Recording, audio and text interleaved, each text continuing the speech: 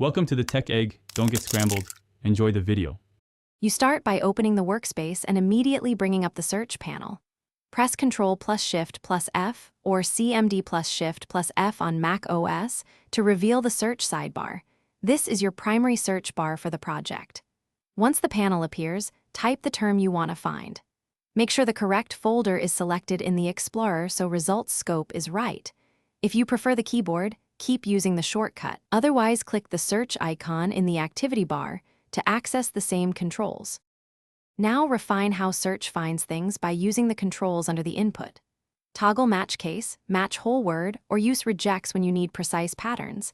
This changes results instantly. Add a files to include or files to exclude glob like asterisk, JS, or node modules to narrow scope and speed up results. If you need to edit many hits, open a search editor via command palette with search. Open new search editor. This lets you inspect, edit, and replace across files in a single pane. Finish by making search convenient.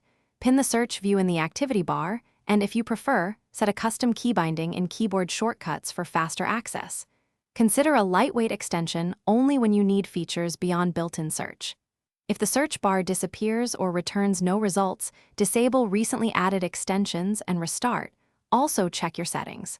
JSON for accidental exclusions like search.